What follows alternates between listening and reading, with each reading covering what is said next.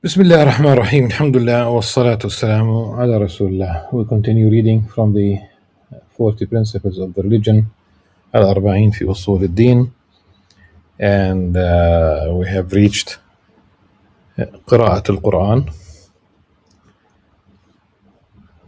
The Imam Al-Ghazali began by a hadith by saying, Allah's Messenger Sallallahu Alaihi Wasallam said, "My community's best act of worship is reciting the Quran." The two issues here. The first one is the chain of narrators, of course. It's definitely reciting the Quran. Definitely reciting Quran is one of the best acts of worship. This is the message of Allah subhanahu wa ta'ala. And the Prophet ﷺ said in another hadith, which Imam Al-Ghazali mentions in the original in the Ihya Ulum, narrated by Al-Bukhari, from the hadith of Sayyidina Uthman ibn Affan radiyallahu anh, خيركم من تعلم القرآن وعلمه. The best amongst you are those who learn the Quran and teach it. You cannot really teach it without learning it anyhow, so you cannot separate. You might learn it and not teach it, but the best is if you learn it and teach it. And this is the message of Allah subhanahu wa ta'ala to all humanity. This is the last message. This is the culmination of the history of revelation. So it's one of the utmost things. And of course, when you learn the Quran, you teach the Quran, you have the blessings, but also the understanding. It was sent so that it could be understood.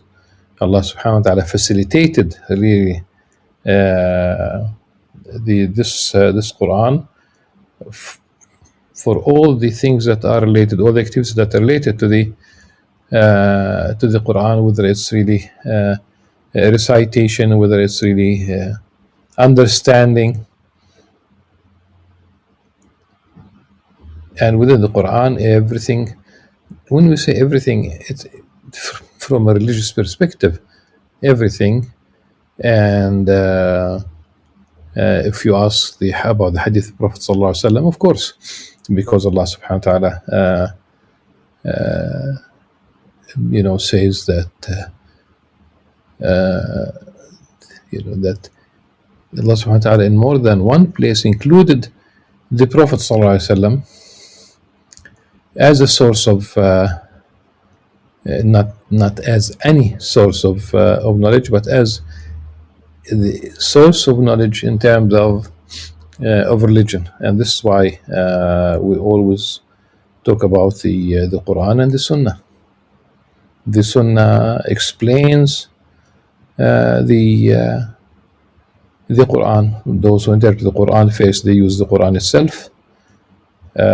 So they use the Quran to interpret the Quran. Then they use if there's anything in the Hadith that could help.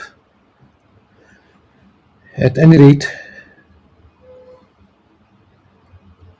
he Sallallahu Alaihi Wasallam also said, if the Quran was in a skin, the fire would not touch it. The chain narrator here is a weak chain of narrators,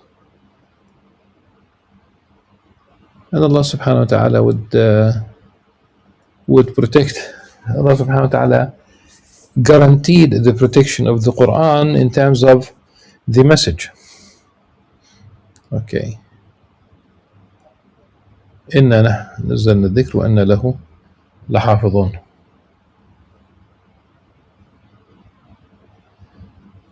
Allah subhanahu wa ta'ala guaranteed protection of the message. But it doesn't mean that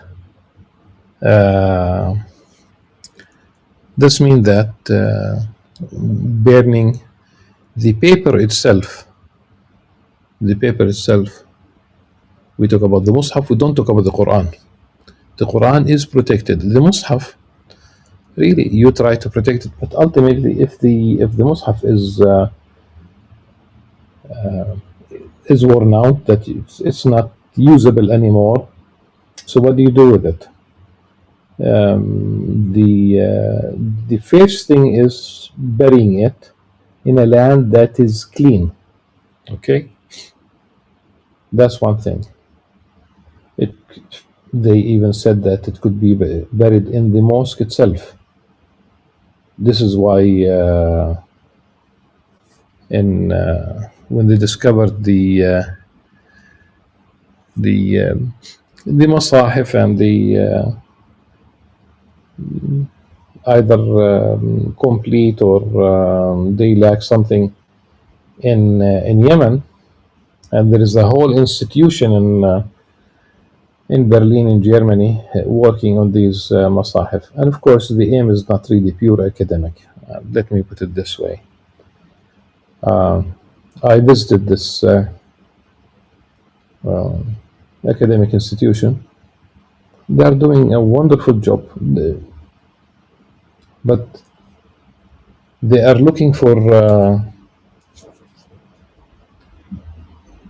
variations in the text. That's what it is. It's very simple. And there are no the Quran is the Quran, and what happens is that even during our time, when we have excellent really computers, we don't rely on scribes who could make a mistake in writing. And nevertheless, because even computers still sometimes they make, the people who feed the computer, people who type the text, they might make a mistake. And this is why after the draft, if we call it as such, if we could call it as such, is prepared, then it is still given to scholars of the Quran to make sure that nothing, no mistake, zero, not in the letters themselves, not in the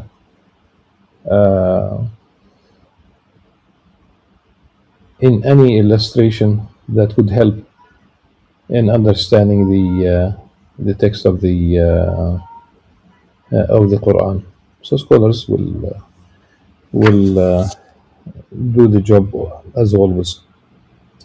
And from time to time, there are masahif that are printed, and you'll find it in the market, and you'll have a fatwa. Here we have in Palestine, more than once the Grand Mufti issued fatwa not to use specific print because there's at least a mistake, and that's enough. And there's nothing like the variations they have. I'm talking about Germany again. There's nothing like the variations they have in the various copies of the 4 Gospels. And we speak about 4 Gospels and we never speak about 4 Qur'ans, 3 Qur'ans, 2 Qur'ans. We don't have that.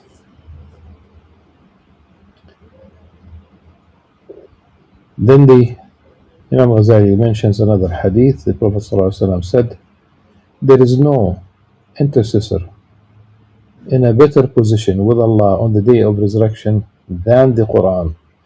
Not a prophet, not an angel, nor other than them. And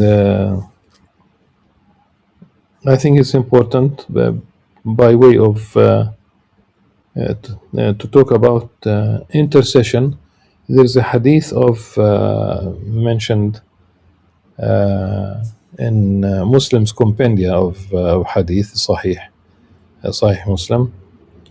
In that hadith, which he narrated from the report of Abi Umama. اقرأوا القرآن فإنه يجيء يوم القيامة شفيعا لصاحبه. Narrated by Muslim. This should be more than enough as a comment on the notion of intercession. Your own recitation of the Quran intercedes on your behalf on the day of judgment. Then yet another hadith.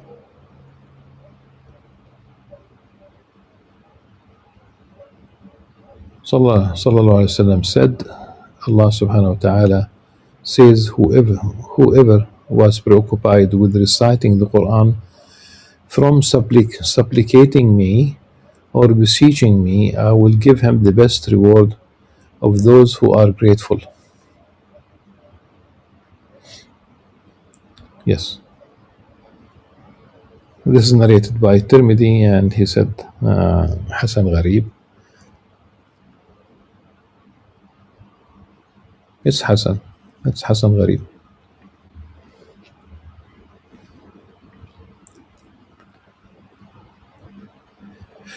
Know that reciting the Quran has outer manners and inner secrets. As for the outer manners, they are three. The first is that you recite it with respect and a posture of veneration, and that sanctity attaches to your heart, and a posture of sanctity attaches to your outer form.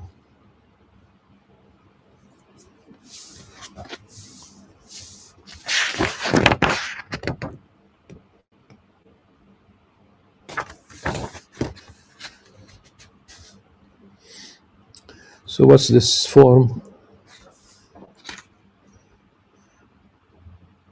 You already know the relationship between the heart and the limbs, and the way in which lights ascend from it to them.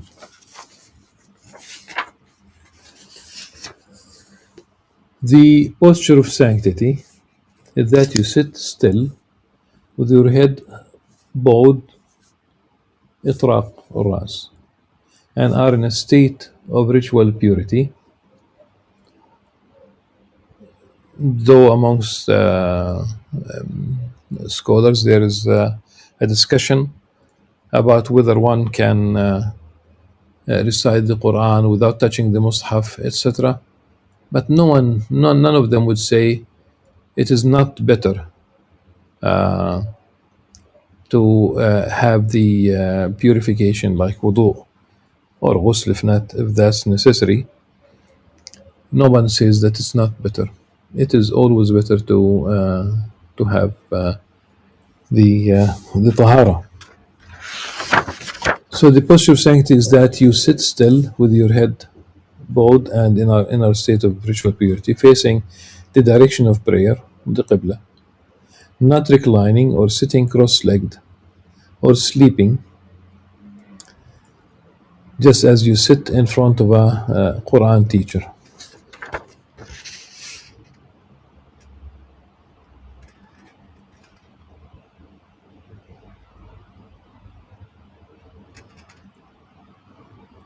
When he says sleeping, of course it does not mean literally sleeping. He means laying down. You don't do that.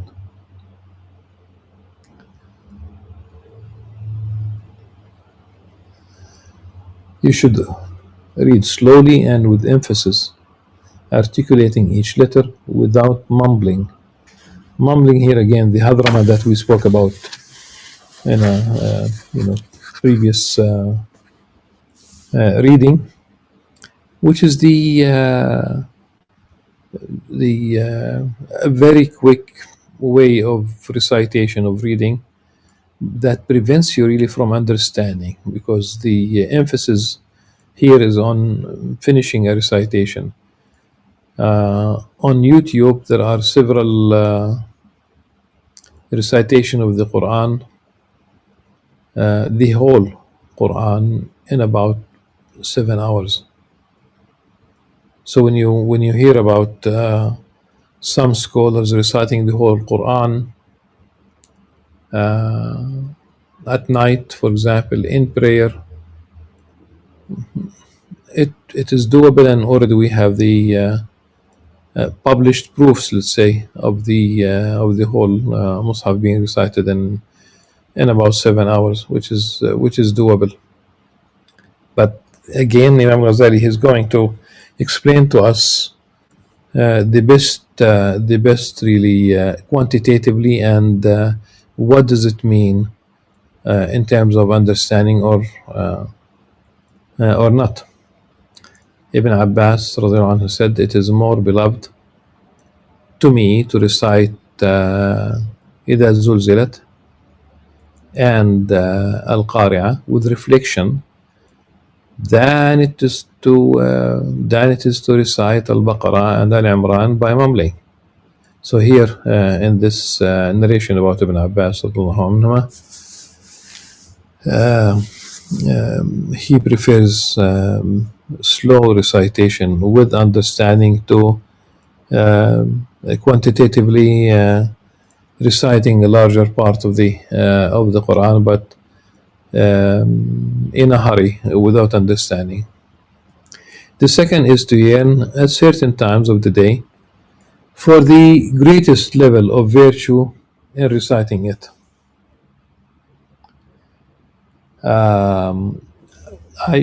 There is something about the form, how you sit. When he said sitting cross-legged, this has really one specific meaning in English, because you could stretch your legs and having them cross-legged while stretching them. Just simply just put one on top of the other and you are stretching. While the Arabic mutarabba is not that. So Imam Ghazali has says that it's not an appropriate way of sitting, but it's pretty common nowadays. It could be that during his days that was not common. At-Tarbiyah is really you sit. It's not sometimes possible to, but you sit and your legs are you sit. That's either on the floor or on a wide chair or sofa, where you bend your knees. So you just bring your feet closer to you, and they'll be beneath each other. At any rate, simply the cross-legged is not enough to explain it. I mean, even after all that I have said, Allahu Alam if people understood but this is the pretty common way of sitting in a halaqa, in dars, Salat al-Jum'ah. So I think this is the most common form. Why Imam Ghazali has a problem with that, I don't know, but that's what it is. The second is to yearn at certain times of the day for the greatest level of virtue in reciting it. This means reciting it in prayer whilst standing, especially in the mosque and at night. The heart is clearer at night because it is empty from preoccupations. Like during the day, say that people who come to the noon prayer, usually in the ancient cities in the Muslim world, the mosque is pretty close to the shops and what have you. So it's inevitable that some of the business, the merchants, some of the they will come to the mosque during the prayer time, and they might be preoccupied with the business that they are doing. Their mind might be doing inventory. I'm simply saying that there could be a meeting, there could be merchandise coming immediately after the salah. But at night, I remember in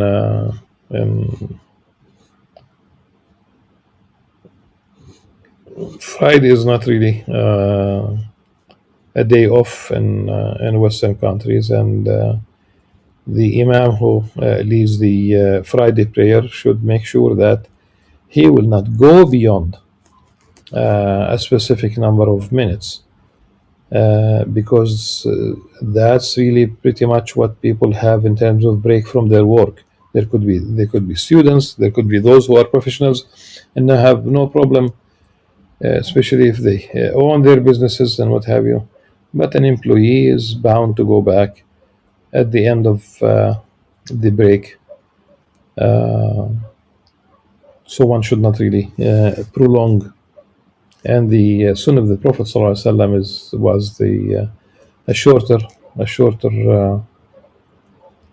two short sermons on Friday, two short speeches, and a longer recitation. Today is the other way around.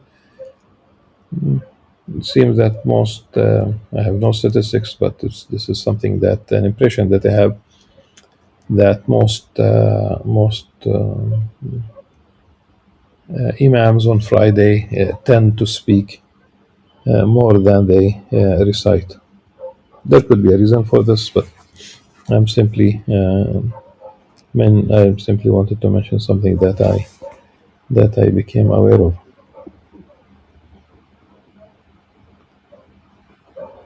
At night we are not preoccupied, so it's good to do that, because it is empty. I think even the empty, which is problematic really. People are not empty, but not preoccupied. Empty, there's a certain concept in Greek, epoch, empty.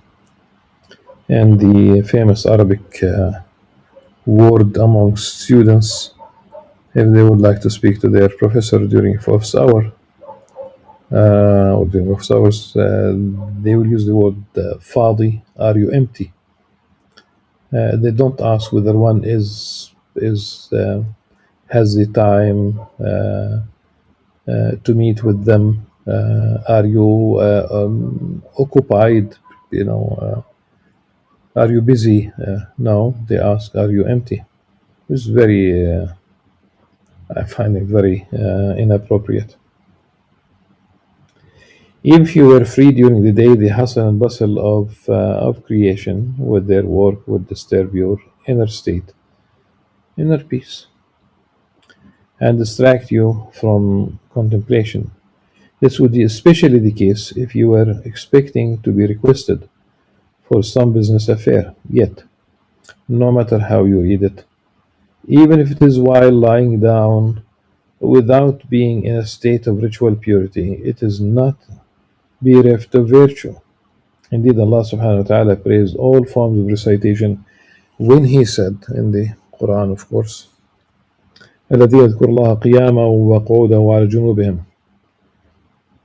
Those who remember Allah subhanahu wa ta'ala, those who remember Allah while standing, sitting, or on their sides. Or the context of this particular verse from Surah An-Nisa.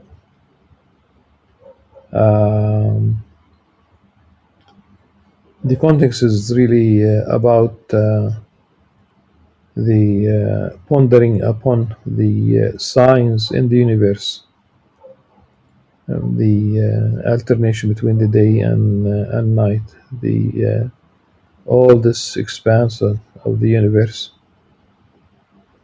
That's the context. And it continues, ويتفكرون في خلق السماوات والأرض ربنا ما خلقت هذا باطلا سبحانك فقنا عذاب النار. In fact, it's very important to realize ويتفكرون في خلق السماوات والأرض. Thinking is in such a context is very, very beautiful. Thinking about the creation of the heavens and the earth, and that it's not in vain.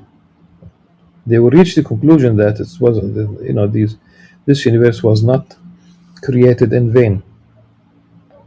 ربنا ما خلقت هذا باطلا سبحانك فقنا عذاب النار. And this is an invitation to ponder upon the universe.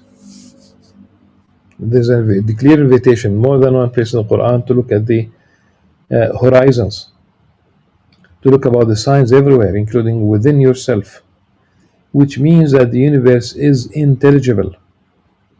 You could basically compute things. Yes.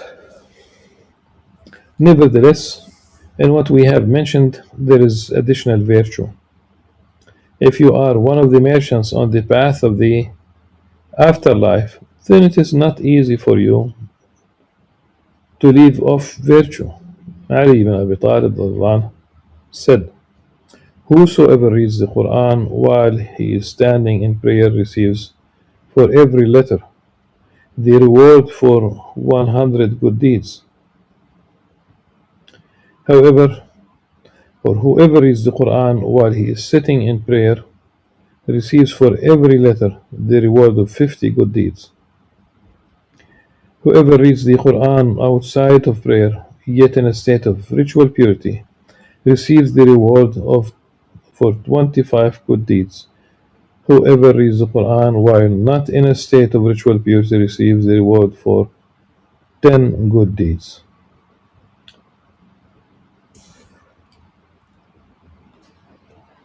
The third manner is the amount of recitation, which has 3 levels. The least of them is that you complete the Quran once a month. The highest of them is that you complete the Quran once every 3 days. The Prophet ﷺ said, "Whoever reads the entire Quran in less than these days has not understood it." This is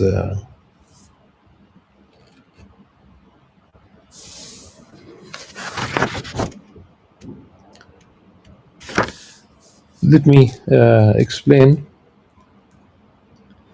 Whoever reads the entire Quran in less than 3 days has not understood it. This is not a prohibition. This is not a prohibition to recite the Quran, in less than 3 days. There's no prohibition. Number 2, if you do recite the Quran in 3 days, the blessings, the barakah, the hasanat, the ajr, the good deeds are still there for you, as long as your intention is always for the sake of Allah subhanahu wa ta'ala. So whoever reads the entire Quran in less than 3 days has not understood it. That's not a prohibition. That's number 1. Number 2, it doesn't mean that you don't earn hasanat, good deeds, for really reciting the Quran during such a short period. As I said, some people can read it in less and much less than 3 days, 2 days, and ultimately 1 day, part of 1 day. Whoever reads the entire Quran in less than 3 days has not understood it. The middle level is to complete the Quran once every week. As for completing it once daily, this is not recommended. As for completing it once daily, this is not recommended. So it is possible, and people did it, and ultimately, if you could read and recite and understand, that's really the right way of doing it. Beware of taking liberties with your intellect and saying, whatever is good and beneficial must be even better and more beneficial if done more frequently. I think we will go back to this paragraph, inshallah, tomorrow. It's Friday. Jum'ah Mubarak, inshallah. and let's keep each other inshallah in prayer. سبحانك اللهم وبحمدك نشهد أن لا إله إلا أنت نستغفرك ونتوب إليك. السلام عليكم ورحمة الله وبركاته.